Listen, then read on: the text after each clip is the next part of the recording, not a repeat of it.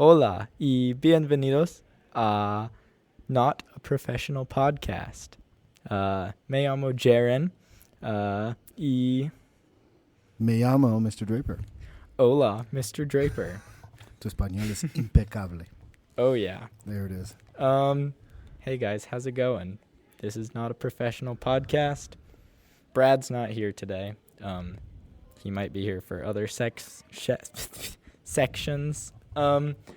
So today we're doing something a little bit different. Instead of interviewing one person, we're going to be interviewing all the different teachers that are at this school. So this is Mr. Draper. Say hi. Hey, everybody. This is Mr. Draper. I'm excited to be on the Not a Professional Podcast. Yeah, we're not professional. My first podcast, nonetheless. Yeah.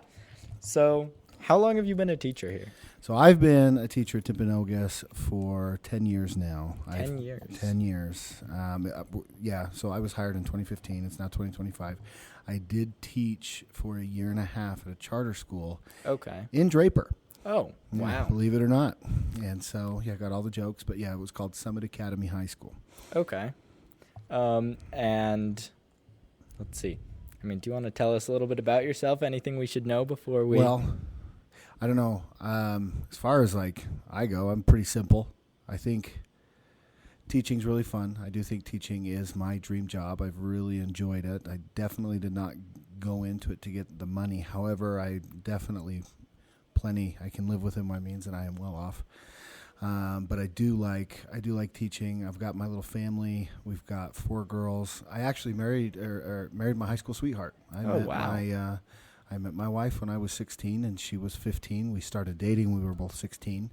Okay. And I went to Mountain View. She went to Orem. So we had our own little Romeo and Juliet. Oh, hey, Brad's girlfriend goes to Mountain View also. Okay. So man, Brad, we could share stories. Yeah, I know. Absolutely. I'm sure he's real sad he's not here right now. Oh, well, no, it's definitely something. It's not for the faint of heart. It definitely was a process. And then after I graduated, I served a little LDS mission in Argentina and Uruguay. And I was a legend on my mission because my wife waited for me, and I had a package every month. I had letters all the time. Okay. And when I got back, I was engaged 4 days after I got home. Wow. Did you already speak Spanish? No. In fact, Jaren, you have made it farther than I ever did. Wow. I only made it to Spanish 3, and I never signed up for concurrent enrollment. I had the opportunity to, but I was a slacker. And so, in fact, I now work with my old Spanish teacher. He teaches at Westlake High School now. Okay. And so it's always a shock to him when he sees me because I've run a number of different professional developments, and I speak in Spanish in those meetings, and he always just sits there because he has a hard time forgetting the little immature Draper that was in his class. So I got to Spanish 3 in high school, and it was not my forte. It's not that I didn't like it. I didn't like it because I wasn't good at it at the time. Yeah. So, you learned Spanish on your mission. I did. And then, so you're technically a college professor, right? Yes, every single class that I teach is college credit. Okay. So what was it like? How did you become a college professor? Good question. Happened by accident, actually. I originally was going to be a pilot. I wanted to be in the Air Force. Oh, really? However, my wife did not want me to be deployed and out and about. My dad I was born in Honolulu, Hawaii. Okay. My dad was in the Air Force, and he was stationed at Hickam Air Force Base at Pearl Harbor. And I always really wanted to do that. And I'm from the 90s. Everybody knows Top Gun. Mm-hmm. That was my favorite movie growing up, and that's what I wanted to be. So I had to make a little change. And when I was out on my mission, I realized how much I like teaching and how much I like being around people. And going to Uruguay, I fell in love with the culture. It sounds cliche. Every missionary probably says this. And if they, I don't know. I did. I was down there for a number of different big events. One of the biggest ones was the 2010 World Cup. Okay. And I have never seen a country come together over something like soccer. I used to make fun of soccer. I did not think soccer was a real sport. Yeah. Especially men's soccer, because if you touch each other while you're playing, somebody bumps into somebody else, they fall down, they flop. It's not. I grew up playing football. Yeah. American football. and so it was definitely definitely a change. But being down there, fell in love with the culture, fell in love with teaching people, and I had a couple of experiences where I got so embarrassed of my gringo accent that I did everything in my power, and just lack of vocabulary. I did everything in my power to get rid of it. And then when I want to now, and when I focus on it, if you didn't have a camera on me and you didn't see me, you would never believe that I'm a gringo. Do you want to give us a little demonstration right here? Say anything you'd like. What do you want me to talk about? You tell me. Oh, man. I mean, I don't know. I I don't know enough things in English. Sure. Well,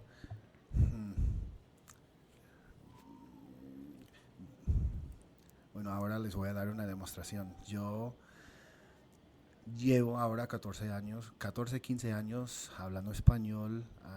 Conseguí mi bachillerato, mi licenciatura de la Universidad de Utah Valley y en español y también en historia. Si yo quisiera, podría ser un maestro de historia. Pero más prefiero la clase de español porque en esta clase puedo enseñar más cultura, yo soy un nerd de gramática y no sé, al hablar español con los estudiantes me mantiene en contacto con la cultura uruguaya y española y mexicana y todas estas culturas latinoamericanas. Wow. There you go. So judge me. I guess you can. Yeah, I closed my eyes. I felt like I was talking to a real Southern American. Is that?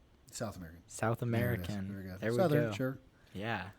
So, I mean, you've already told us a little bit, but what were you like in high school as a student? And did you ever imagine that you'd end up back here? No, never. My mom's a teacher. She was actually my 6th grade teacher. And she liked it. I thought it definitely suits her. Mm-hmm. But I never thought of myself as a teacher or let alone Spanish teacher. So that is very different. I was a good student. Okay. In that I never sloughed a class. If I missed, it was because I was sick. However, when I grew up, when I was 11 years old, my older brother broke his arm. Okay. My older brother was a wrestler at Mount View. He broke his arm, and at the same time, I had a little brother that was born at 27 weeks. Okay. So he ended up in the NICU for a long time. I want to say it was 8 or 9 months. If Wow. I'm not mistaken, my parents are still paying off those medical bills. Oh, my gosh. In high school, junior high and high school, I actually woke up every morning in between 2:30 and 3 o'clock a.m. Wow. And I threw newspapers.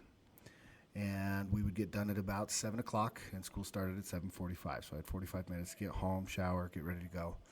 And the day that I turned 16 was the biggest day ever because I could drive to school, and I would always stop at the Maverick on 800 South and State Street by Costco, and I'd get myself a big Dr. Pepper. Wow. And I would sip on that all day long because if I didn't, I would fall asleep in class. And that's where your That is problem started. If you have been in my classroom, if you haven't noticed that I'm a Diet Dr. Pepper fan, you are probably the least observant person I've ever met. Yeah, I have you first thing in the morning, and you usually have like 3 half-drinking bottles on your desk. Yes. So I would say I was a good student. I did my work. I was not a 4.0 student. I think my final GPA was like a 3.4. That's pretty good. So not terrible. Yeah, I mean, as far as like my personality goes, I had a small group of friends. I played on the football team. I was captain of the football team. Played on the baseball team. Was captain of the baseball team. But I didn't really I got very fortunate. Those were good friend groups, good teams, good kids. Yeah. But my friend group was even smaller. I had a friend named Luke Oldham, Wesley Clegg, Taylor Gilbert. None of these kids were the popular kids. That just wasn't my scene. I like to keep to myself, and being social and gregarious is an acquired taste I learned on my mission. Mm-hmm. Outside of that, I like to keep to myself. As you found out over this past week, I have 2 gates at my house. It's very hard. I'm an antisocial person. You can't just say that. They're going to think I'm some weirdo stalker. No, I got a cool dog Jen wanted to see. Just because I pulled up to Draper's house uninvited and unannounced, and he didn't know that I knew where he lived. Old school gave me a phone call by yelling. Just because I did all these things does not mean that I'm a Draper stalker. Agreed. People keep accusing me of, really liking Mr. Hahn, who we're going to interview later on in this episode. I'm excited for Fun that. fact. I'm excited to hear that. Mr. Hahn's amazing. Yeah, we'll get him on later this week, so that'll be exciting. But I didn't find Mr. Hahn's house using Google Maps and rough sketches done in Spanish class. I was going to say, has Mr. Hahn ever divulged his address to you? No, he's smart enough not to do that. Fair. All that terrible city unit where I pulled my house up on Google Maps. I wasn't there that day. Oh, was it Ryland? I only got it because Zane sent me a picture of a drawing you had done on your whiteboard.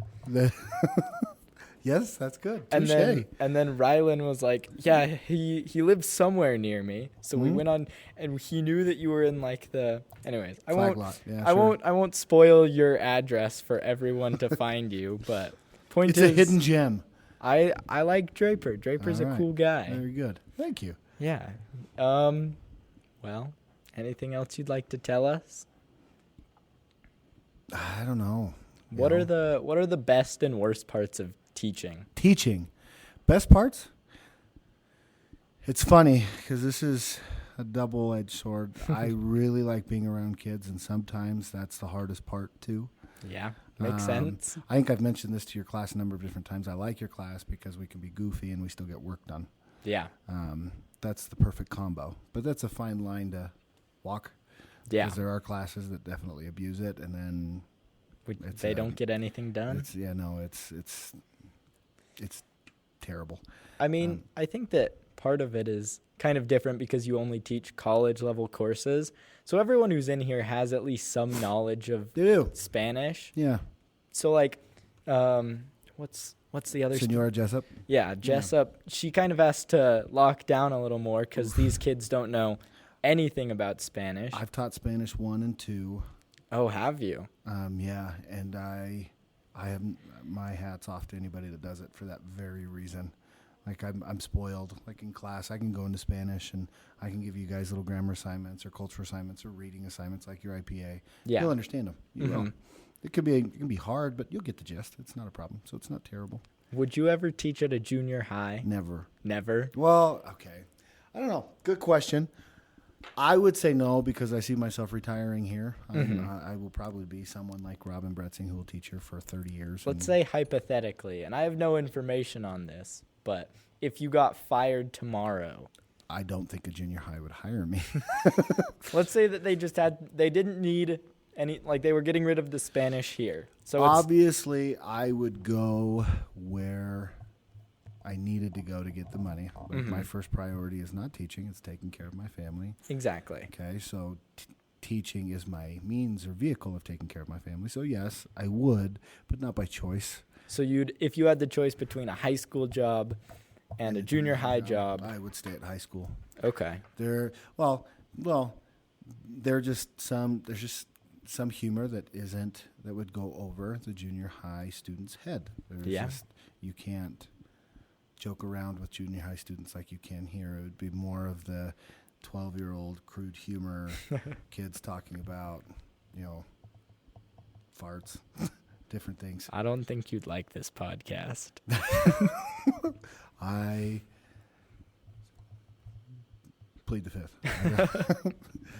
No, but no, that's why I like high school kids. I definitely, for a good part, like for example, I've been here for 10 years. I am still closer in age to you guys as students than I am the majority of the faculty. Really? Wow.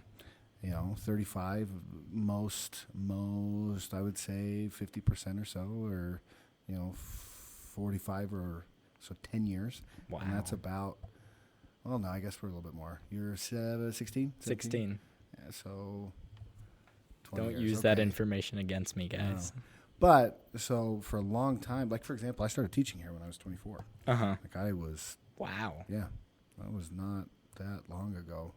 I was close. I was super close. I was basically a student. Yeah, that's. And so no, it's easy to identify with high school kids. That's why I would do it. That makes sense. Yeah. I like being in high school better too, so yes. I wouldn't choose to go back. I have a hard time. So I went to Lake Ridge. I have a hard time. Surprisingly, a lot of my teachers are still there. Oh, really? Yeah, at Lake Ridge. Like, there's Mr. Facer. Mr. Meeks, who was our Woods teacher, he's still there. Miss Gonzalez just retired, just barely. Wow. And so it's funny that I've been teaching for this long, and now all of my teachers are my colleagues. That's interesting, yeah. You know, yeah. So I don't know. Best job ever. I feel like I get paid to play. It's good. And then when high school teaching specifically, there are way more avenues. There are a lot more avenues to get extra money. That makes sense. Extracurricular stuff, Latinos in Action, ACT Prep, all of that stuff. And so, yeah, I like high school. High school's great. I agree. High school's great. Yeah. Well, you've kept me longer than I expected you to be frank. But also, I'm a talker. I'm okay with that. I mean, it just makes me wonder how much I'm going to be able to get out of other teachers. My guess is that 3 minutes out of Mr. Hahn. 3 minutes. 3 to 5 minutes. I don't know if I can get more than that. 3 to 5 minutes. All right, let's put a bet on it. I would wager that you will get 4.5 minutes out of him. 4.5. Okay. Yeah. I do think you are going to ask him more questions than me. He insisted I give him a list of questions beforehand. That's because he doesn't like to be what did he say? Blindsided? He said I don't want to be caught off guard. So sure. That's a teacher's worst nightmare because it gets put out and everybody knows. I still remember T-Wolf TV. It was like 7 years ago. They came and asked me who was going to win the Super Bowl. And I usually follow that stuff, but I wasn't following it that time. And I picked a team that was no longer – they had lost like 3 or 4 rounds prior. Oh, man. And so I said that over T-Wolf TV, and I was the laughingstock for a whole year. Wow. Anyway, so I was caught off guard by a question I was not ready to answer. Well. So go Mr. Hahn for doing his homework and making sure. I know. Only one other person asked me for a list, and that was Murphy. Murphy told me that he would do it. He asked for a list of questions, and I was like, when works for you? And he said, talk to my secretary. So. Have you talked with Ms. Amu? I emailed her. Hopefully she gets back to me soon. She will. She's very great. Okay. Perfect. Well, thanks, Mr. Draper. Thank you, Jaron. Yeah, it's been good. Been a privilege. I look forward to seeing you in class in a few days. Same. Okay, bye.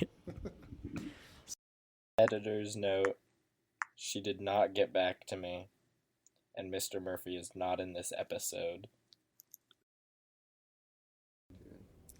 Hi, everyone. Welcome to the early morning segment of NAPP, Not a Professional Podcast. Brad's here this time. Say hi. Hi. I'm here. Yeah, he's here. And we're interviewing Pugmire. Say hi, Pugmire. Hello. How's it going? Yeah, good. It's early. There's a white dot in the front of your microphone. You want to speak into that? Gotcha. Yeah, there you go. Better? Better, Brad? That helped? Great. You know you can tell people that. Yeah, I'm like, I've never used one of these mics before, so. Yeah. Anyways. Figuring it out. Yeah.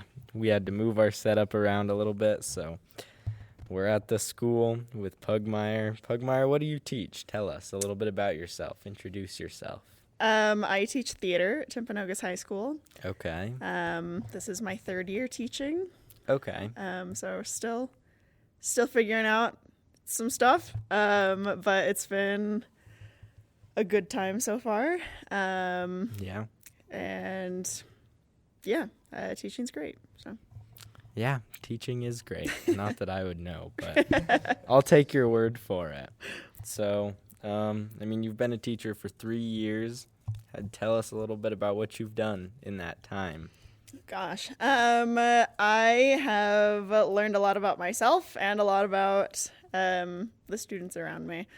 We've done a lot of shows, and we have gone to compete at different competitions, and I have learned how to teach classes that I actually don't know a lot about.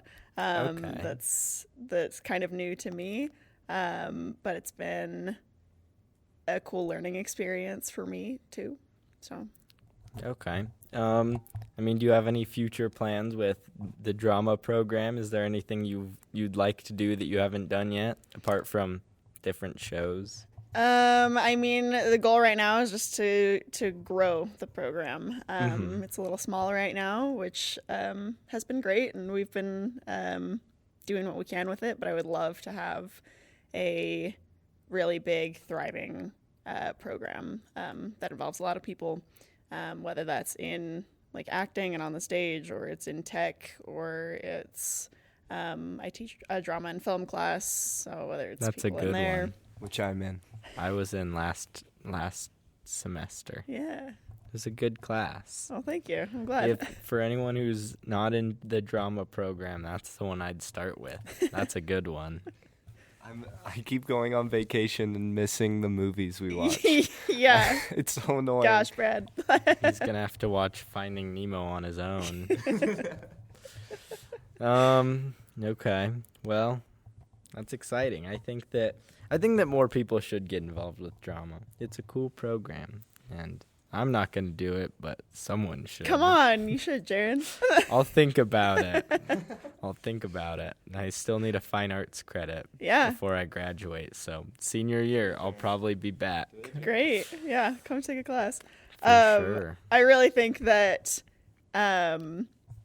whether you are like really into like the spotlight or anything like that, I think that drama is a good thing for anyone to take, just because it helps to improve self-confidence. Being able to like do something and present something and be proud of that is really important. So Yeah, that makes sense.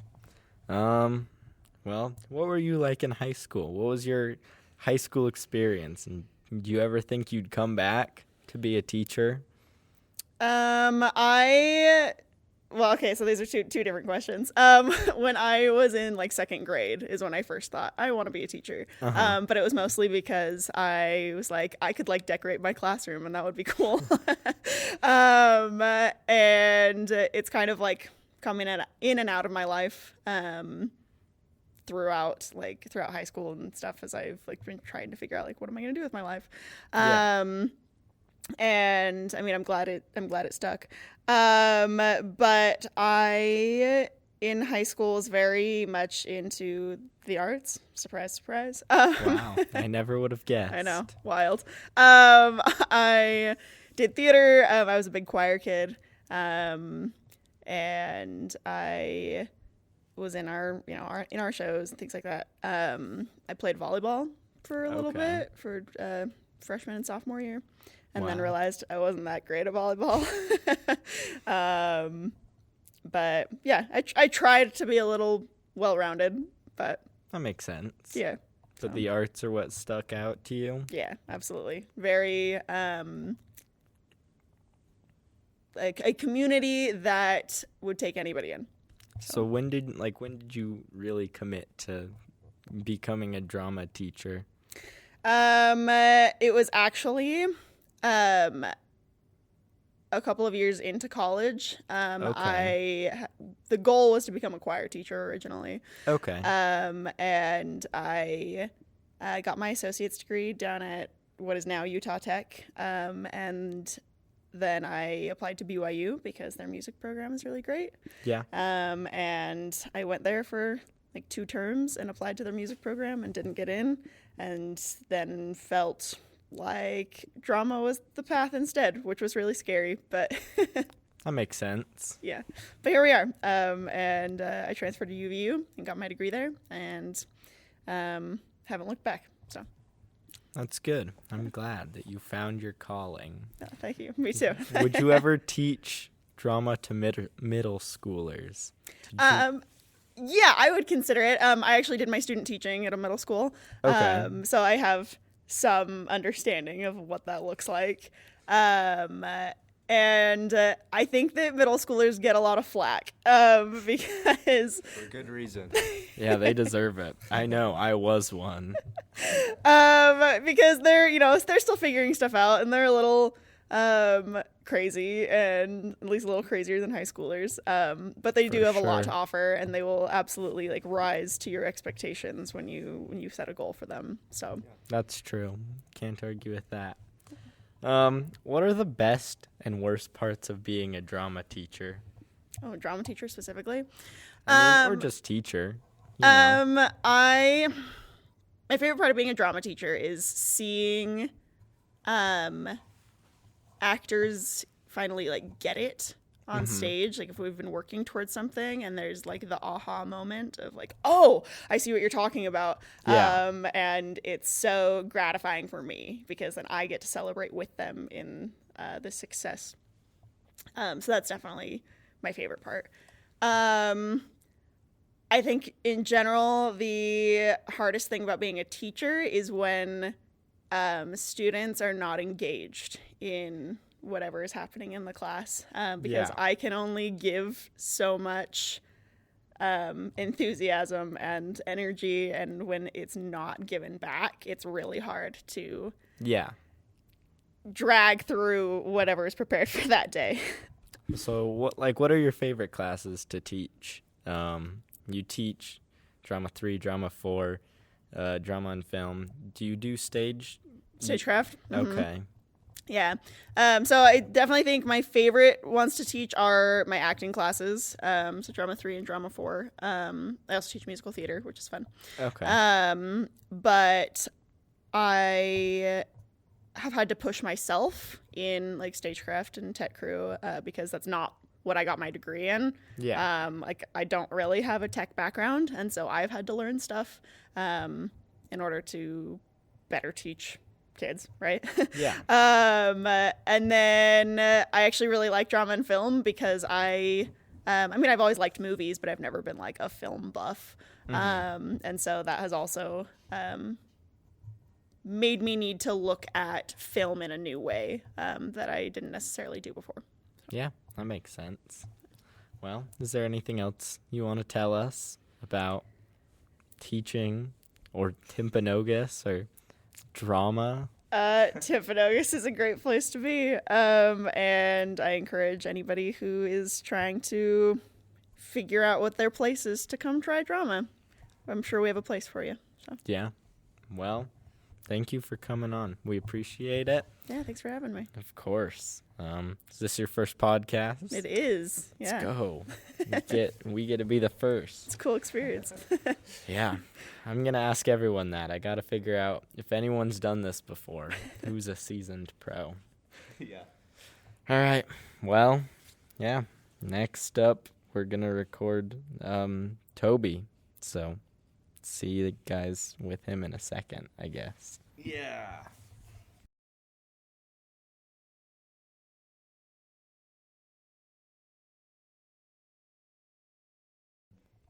Hello, everybody, and welcome to another morning segment of NAPP, Not a Professional Podcast. Toby couldn't make it, so instead we're here with Mr. Hartsock. Say hi, Mr. Hartsock. Hi, Mr. Hartsock. How's it going? You want to introduce yourself a little bit? Yeah, I mean, you can just tell by the looks of me that I'm here. Yeah, I can tell. And, we do apologize that Toby can't make it, so you are stuck with me today. I mean, yeah, we always planned to have you, but I told them that Toby would be the last segment, and he couldn't make it, so we just jumped straight to you. Wow, what a blessing for your listeners here. I know, it's so exciting. So you teach math. Do you only teach extended, or do you teach regular math classes? Well, first off, I teach students. Okay. That is who I teach. That's important. And then, it is so important. A lot of times we get stuck on, hey, what content do you teach? Like, what are you teaching in your class? But we got to first remember that we are teaching students. That is important. I agree. Oh, speaking of one of my favorite students, they just walked in the door. Hi. But yeah, I do teach math. I teach 4 sections this year of the extended topics, and also teach 3 sections of the just the traditional secondary math too. Okay. And do you only teach sophomores? Has that been consistent throughout all your years teaching, or have you taught juniors and seniors as well? I've had other classes, other junior classes and senior classes. Okay. But the math department kind of makes a schedule, and they kind of always say, hey, Mr. Hartsock, you're pretty good with those sophomores, so keep teaching them up. Yeah. I mean, you're a great teacher. How long have you been teaching here? How long have I been teaching here at Timpanogos? It's been about a decade. Wow. Yeah, so I don't even quantify it in number of years. I quantify it in numbers of decades. That's pretty cool. You know what else is cool? What? You. I appreciate you having me on this morning. Thank you. I'm glad you're here. So, I mean, what's your favorite part about teaching? You know what? It's kind of what got me into teaching. Okay. Perfect. That was my next Oh, question. was it? See, yeah. Look at me. Nostradamus over here. If you don't know who Nostradamus is, go ahead and look him up. Pretty unique. Whether fiction or faction, one of the two. I'm not an English guy, but interesting character. What got me into teaching is before teaching, I actually worked in the business world and didn't really find joy in it. I didn't get out of it from what I put into it. Yes, Of course I got a paycheck. Yeah. But at the end of the day, I wanted joy. That makes sense. So what do I like about teaching? I like to see young people grow into the potential that they have. So yeah. What's the hardest part about teaching? the hardest part of that would be the converse of that, and that is when I see students with so much potential, but then they just don't put in the work or effort needed to reach that potential. That makes sense. You know what else makes sense? What? Bank tellers. Bank tellers, they do make sense. Well, I guess that would be the mint, but mint. I love mint Oreos. Those are good. Mint Oreos are great. I mean, what was your high school experience like as a student? Did you ever think that you'd come back as a teacher? So I went to high school in a small town in Oklahoma. Okay. And, so not from around these parts. But it was a good town. It was a company town. If you ever look up Phillips 66, you can see where they were headquartered back in the day. Big oil company. But just thinking about my past high school experiences, it was, I think it was a normal high school experience. There was one thing that I think put me on the map to become a teacher. When my math teacher had a sub, she would always say, "Hey, Hartsock, can you teach the lesson tomorrow?" And I said, "Sure, what's it on?" And then she would tell me what it's on, and then I'd be up there. And back in the day, we didn't have projectors, we didn't have iPads, but we had a lamp light, and we'd have these transparency sheets, and we'd just write on the problems on there, and it would shine onto the board. Okay. So I don't know. I don't know if that was a foretelling of my future career, but yeah, when my math teacher had a sub that day, she asked me to teach the lesson. Wow. How'd you do in other subjects besides math? Well, they called me a factotum. And if you don't know what a factotum is, I need you guys to look that up. It's one of my favorite words. But I have a lot of talents, and I've been blessed with those. Obviously, a lot of people are blessed with different things. Yeah. I mean, I'm blessed with height, but I'm not blessed with looks. And thankfully, we're doing a podcast, so you don't have to look at me this whole time. How tall are you, just for the listeners? So I'm only 5 foot. I'm 5'20". So I'll let you guys do the math on that. Wow. 5'20". Yes. And you played basketball, right? I did. Yep. Were you good? Well, good is a relative term. I'm really good compared to 3-year-olds. That's true. I can't argue with that. I mean, you could, but we don't want to. This is a compared professional podcast. It is. It's professional. Hey, can we get one of my friends on there here? Yeah, for sure. Okay, so this is, I don't know if I can even announce the news yet, but he has just been nominated for a huge teaching award. Oh. And this is one of my friends, Mr. Schultz. And I want to get him here on the podcast. I want you to ask him a few questions. Hi, Mr. Schultz. How's it going? Oh, I'm doing well. How are you? I'm doing great. Do you want to introduce yourself for us really fast? I'm Mr. Schultz. I co-teach with Mr. Hartsock. Okay. So you teach math as well? I do. Okay. I do.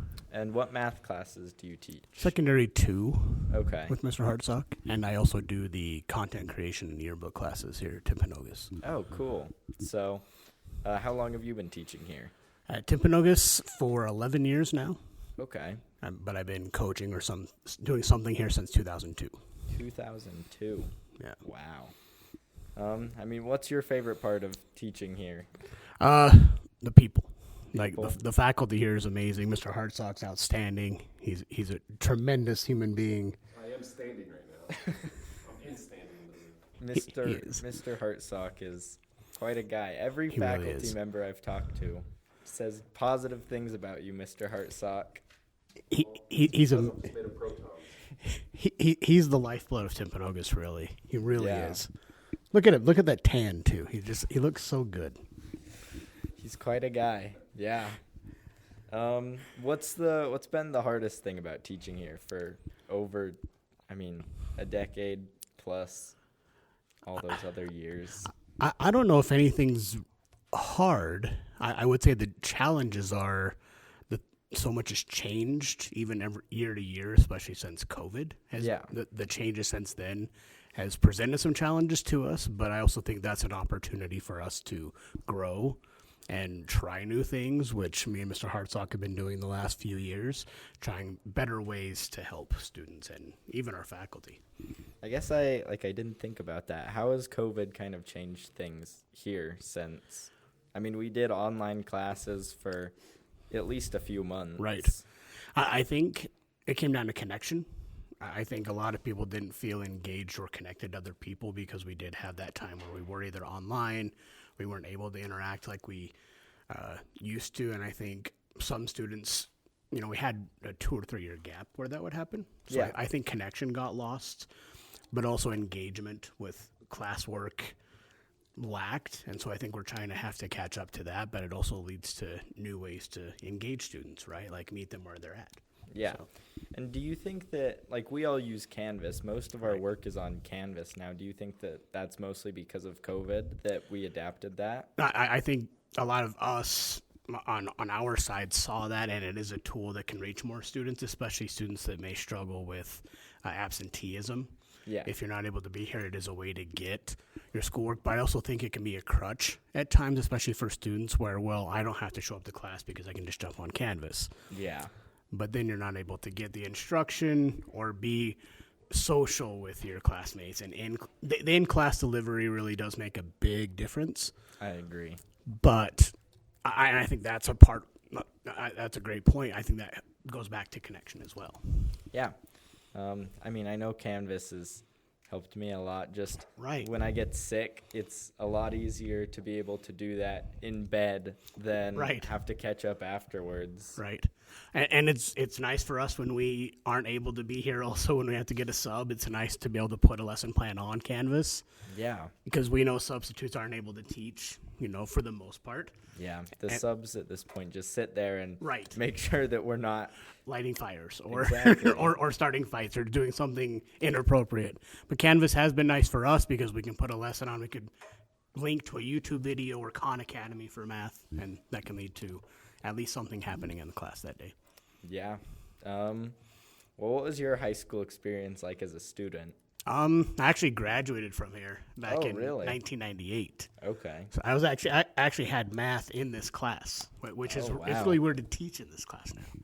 But my high school experience was good. I loved Timpanogos from the beginning. I actually have had a few teachers that are still teaching here, like Mr. Nelson. He was my very first teacher here. Wow. But I wasn't very social, and I didn't really like school that much. And so I wanted to get into teaching to help students like me that didn't like school to find a way to enjoy school a little bit more. That makes sense. Yeah. Well, is there anything else you want to tell us about Timpanogos or your job or anything? It's a great place to work, great students, and an amazing faculty. I'm really happy I get to come here to work. It doesn't feel like work some of the time. Some of the time. Some of the time. Well, I'm glad. It's great to be here. Thanks for having me on. I appreciate you. Yeah, surprise guest, I guess. But Indeed, Mr. Hartsock loves to do that. yeah, but Loves it to was do really good. So thank you for coming on. Thank Thanks, you. Mr. Hartsock, for coming on. Thank you for having me. Yeah. Well, I guess I'll see you guys in a second in our next segment. Hello, everybody, and welcome to the next segment. I'm here with Mr. Hahn now. Say hi, Mr. Hahn. Hi, everyone. You want to introduce yourself? Yeah, I'm Andrew Hahn. I teach physics and AP physics and meteorology. Yeah, all good classes. I'm in his physics class. It's a good one. So when did you, how did you become a teacher? When did you know you wanted to teach? I think it probably started when I was in high school. In our school, we had a long lunch that was combined with like a consultation time where people would go to their teachers and get help or catch up with things if they needed to. And I always just went to my math teacher's classroom during lunch and ended up helping people a lot with their homework or other assignments because the teacher was always really busy with other people. I just realized I really liked helping people and teaching them and helping them understand. Yeah, so I guess that kind of leads into the next question. What was your high school experience as a student like? I've always really liked school, high school, college, even being a teacher. I just really like learning. I really like when things just work and I feel accomplished because I was able to achieve that and feel that understanding. It just was very satisfying for me. Yeah, that makes sense. What got you invested in physics? So, like I mentioned, I hung out with my math teacher's classroom a lot. My mom was a math teacher for a couple of years before I was born, and then she stepped away to be a stay-at-home mom, but she always helped me with math and always got me interested in math. So math is really what I was interested in. Mm-hmm. And I went to college to become a math teacher, actually, because I really like math and I really like teaching people, like I was mentioning. And I still really like math. I still say I like math more than physics. But as I was doing the math education classes and I was taking some physics on the side because I took physics in high school and I thought it was really fun, I realized that physics just felt more fun to teach than math, and it has a lot of math in it. So I just decided to switch over to physics instead. Would you ever consider going back and being a math teacher?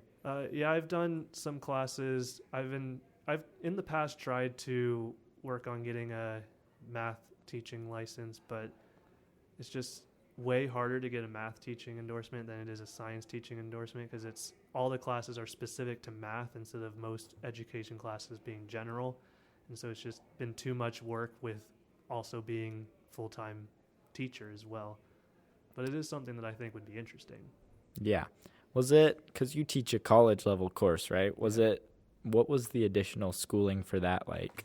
Did you have to go through and do more stuff or? So to teach AP Physics, all you need is just to have a degree in physics teaching. There isn't anything extra you have to do with that.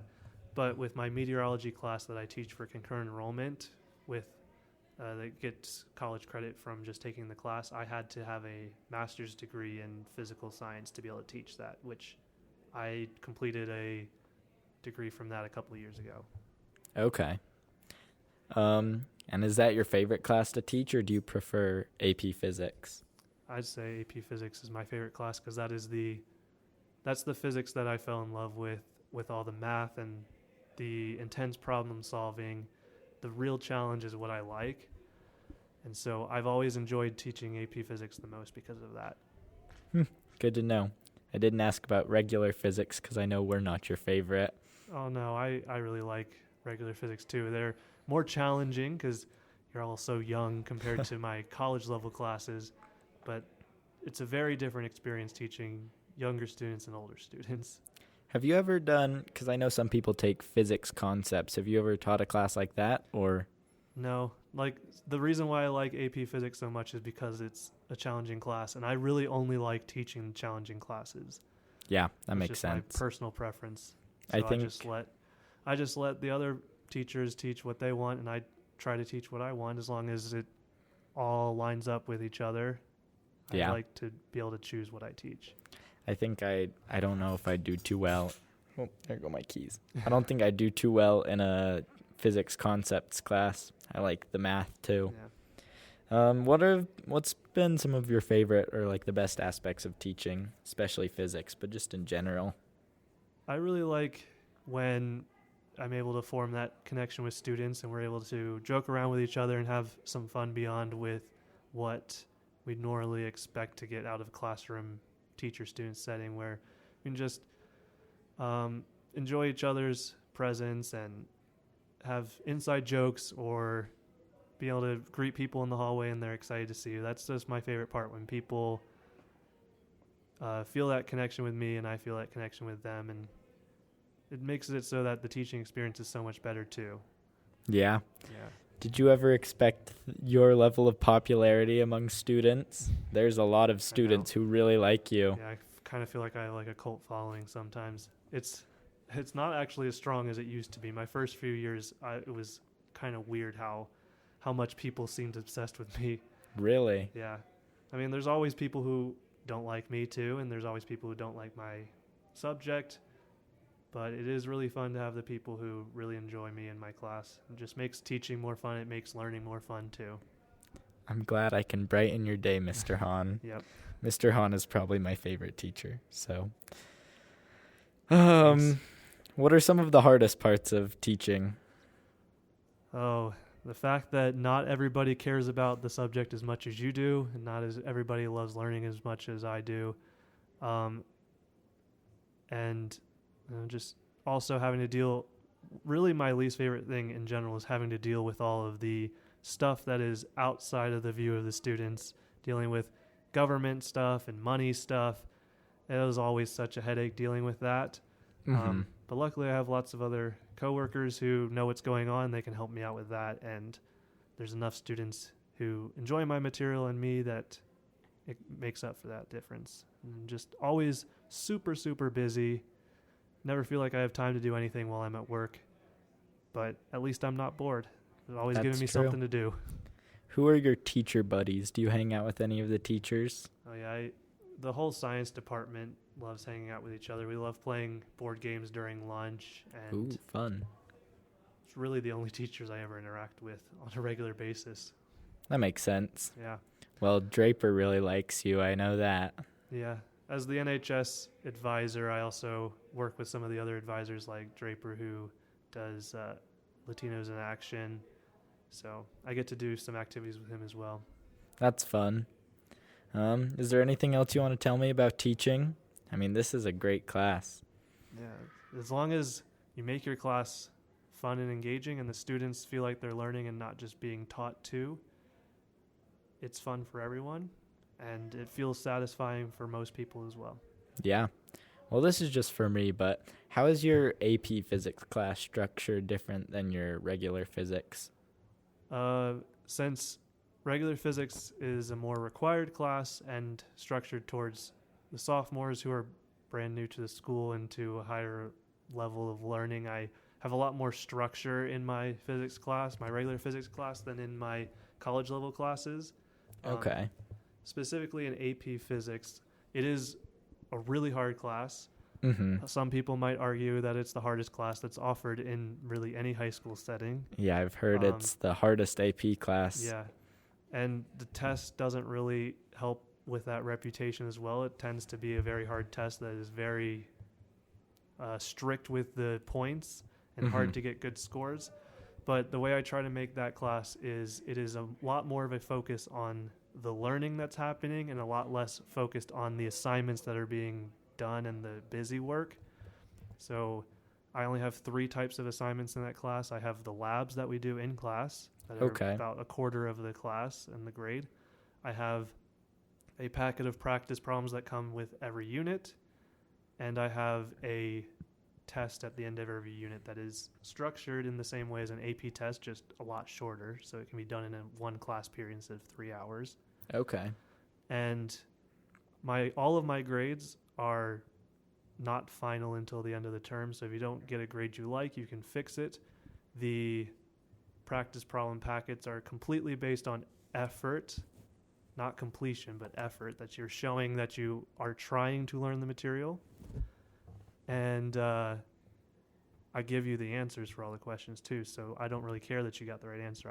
I care that you showed the process to get to that right answer.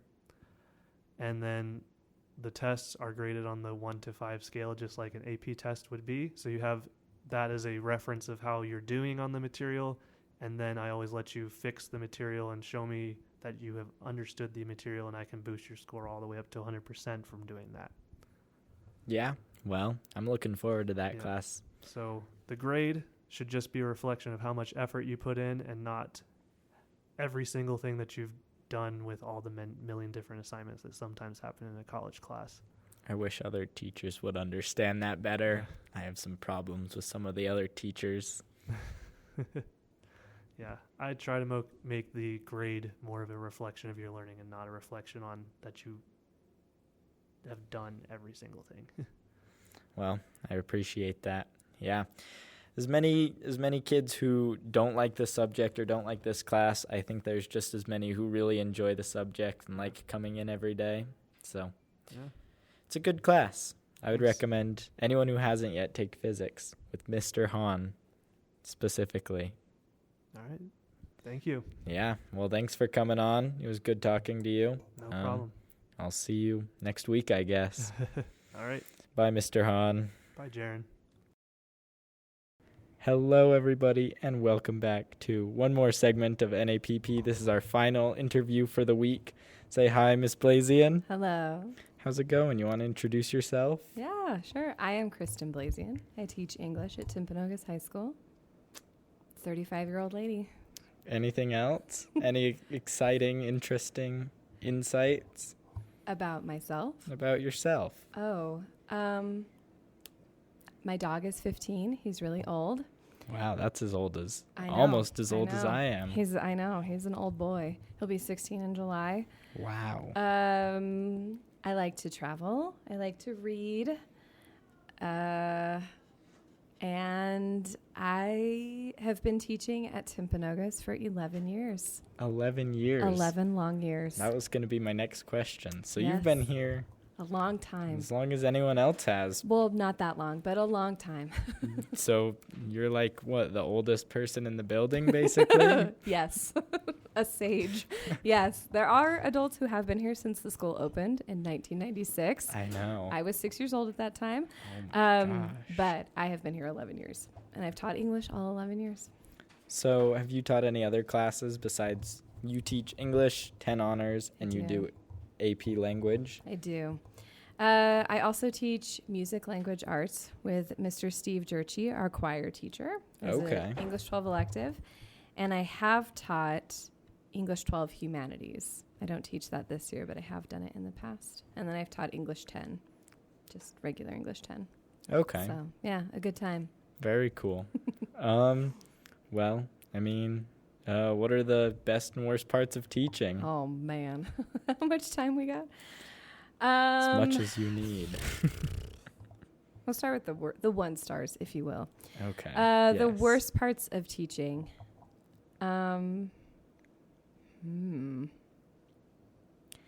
There is a lot of politics in education, both within districts, within states, and within the nation. I think public education right now is a hot topic, and it's challenging to have a job that a lot of people have such diverse opinions on. Yeah.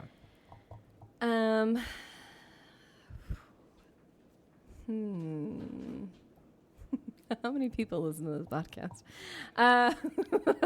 We have over 1,000 total downloads as of right now. No, So that's enough. Okay. Some other what do you things- mean that's enough? You can. They won't care. They're They not going to won't- go that's tell true. your They're not here. parents. Oh, don't call it my mom and dad in California. Other things that are really challenging. The pandemic did change a lot of education, Yeah. big time. And some things I like better than before, and other things are just a lot harder. I think teachers and students and their parents learned some unintentional consequences from that. Yeah. And just really,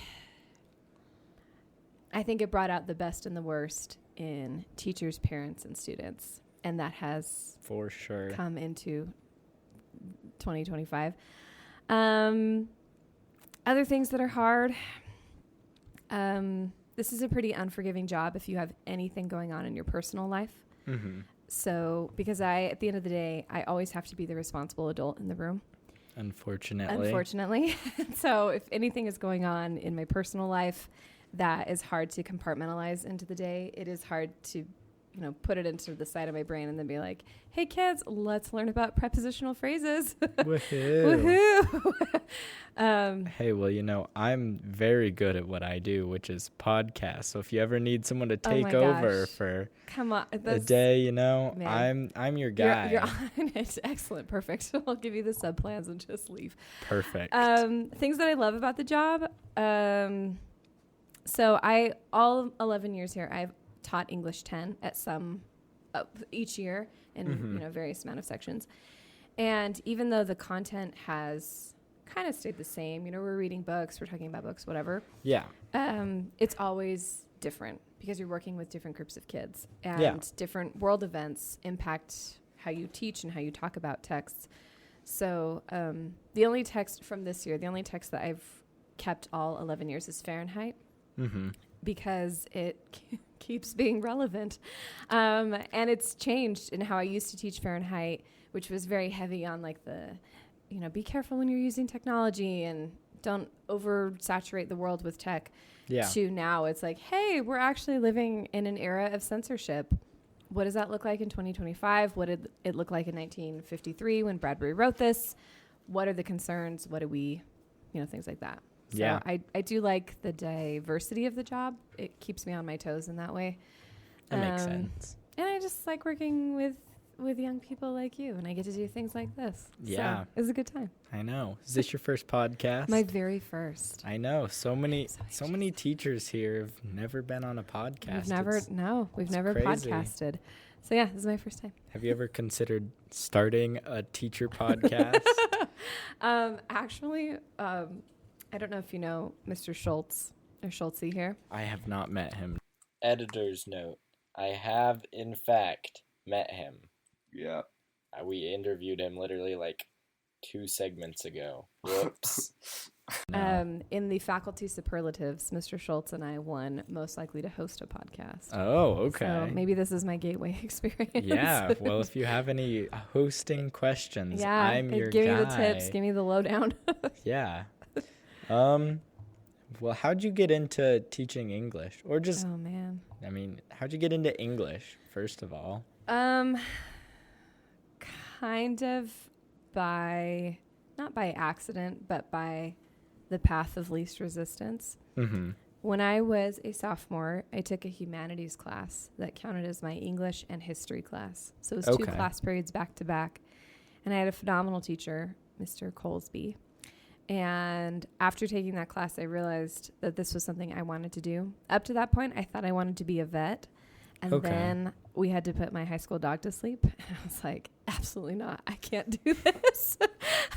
I'm too emotionally invested in animals and could not. And I certainly couldn't do it for other people. So yeah, from that point on, I knew I wanted to teach, and I really wanted to teach humanities. That was my end goal, or art history or things like that. So I went to the BYU and got a degree in humanities and art history, and then realized I can't teach with that degree. And the thing that was closest to teaching humanities and art history was English. So I went to UVU. I got my English education degree, and here we are, 11 years later. 11 years later. I know. A good time. So what was your high school experience like as a student? Did you ever think you'd be back?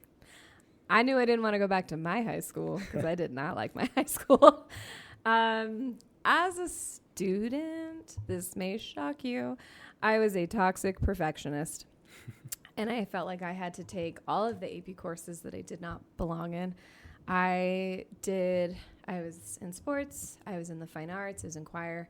I overdid so many things. Wow. So I was a very stressed high school student. And I did not like high school when I was in it, which was also part of my motivation to teach high school, is I hoped that kids would take my class and want to be there. I had good teachers. I also had some, looking back now as an adult and as a teacher, I look back on some of my teachers and think like, why did you go into that job? You were bad at it. But I wanted to return to a place that I didn't like, to hopefully help kids have a better time than I did, or to replicate. I had all of my English teachers, thankfully, were really good teachers. I had phenomenal English teachers in high school, and I wanted to be like them when I grew up and try to provide the same for kids. So, yeah. Well, not going to name any names, but some of my other classes on this, on my A days are not so pleasant. So between you and Draper, you make it manageable. Oh, no. You only have 4 classes. Yeah, but my B days are okay. Okay. A days are kind of like a hike, you start off smooth and you jump up and then the downward. And then towards the end of the day, we get to go back down. B days are like a little hill where you just a gentle. Yeah. Okay. Yeah. Okay. So at least your class is good, though. I can't complain. Oh, good. Hooray. You've done it. Yay. Round 2. She's made it. you feeling good about your second round of high school? Yeah. Yeah, teaching is one of those weird professions where every year, quite literally and metaphorically, you graduate. Mm-hmm. Because I go to graduation every year. As a teacher, we're required to go. And I read names. That sucks. It's a lot. So every year I get the feelings of graduation, and I get the introspection of, how did it go this year? What did you like? What did you not like? And then I literally get to do it again the next year. Yeah. So it's a lot of introspection and determining like, where was I an effective adult in the room, and where do I need to improve upon? So I think it's going better. Certainly better in my 11th year than in my first year. First year teaching is the worst. I feel like I need to personally write every child that was in my first year teaching class. Be like, hey, you don't remember me, but I was your English teacher and I was bad at it. And I'm so sorry for how I taught you and what I taught you. And I was not effective my first year. I mean, you were barely older than your students. I know. I was a baby. So they're probably what, like 29, 30? Now? 11 years. So they'd be, some of them were sophomores. So 26 to 29. But I did have a class of seniors. Wow. Ugh, that was bad because I was 22 and the seniors were 18. I was like, hey, trust me, I'm older than you for sure. And I'm an adult. And you can tell. You had like 6'3" guys walking around. Yeah. That year in particular, in my English 12 class, I had most of the basketball team. I was like, hello, I'm little, but I am your teacher. Please be kind. I'm little.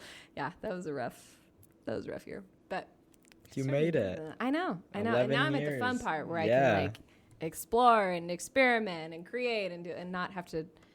As you get older, you just get more confident in who you are, and you're like, these are the things about me that I like. These are the things I don't like, but at least I know what they are now. So yeah, that part is nice. Yeah. Well, do you have any advice for students going into AP language?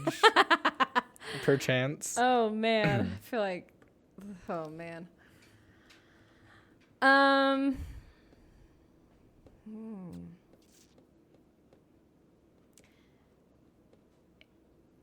The thing that matters most to be in AP language is if you want to be there. Got and it. Truly intrinsic, not like this is going to look good or I need this for this scholarship or whatever, but a genuine, I want to be in this class because I want to do the work and engage in the content and do the practice to be successful in here. Crap. So you're going to be fine. Yeah, find that intrinsic motivation to be there because extrinsic motivation only takes you so far in AP Lang. AP Lang's a hard class, so... Well, that's okay. I'm taking lots of hard classes. I'll Great. be fine. You'll be just fine. Mr. Hahn told me that AP Physics is the hardest AP class. And I was like, well, you should have told me that a few weeks ago. About like 2 days before registration. Yeah. Yeah, that's true. I will say, at least in terms of content, AP language is much easier. I'm basically taking a whole college worth of classes. Good for you. Yeah. Well, we'll see how it goes, I guess. Sure, it'll be great. You're going to do great. You'll be fine in AP Lang. Yeah. I'm not too worried about English. Nah, you'll be fine. English is smooth sailing. Yeah. And it's relatively, I mean, it doesn't matter if you're with me or Mr. Negro. It's relatively the same class. I'm with you. No, I made fine. sure. I was scared of. I fear change. No, you would be fine in either, and we're gonna be great. Yeah, we'll have a good time. Dynamic duo, we got this. Oh yeah. Well, is there anything else you'd like to tell anyone listening? Any words of wisdom? Words of wisdom.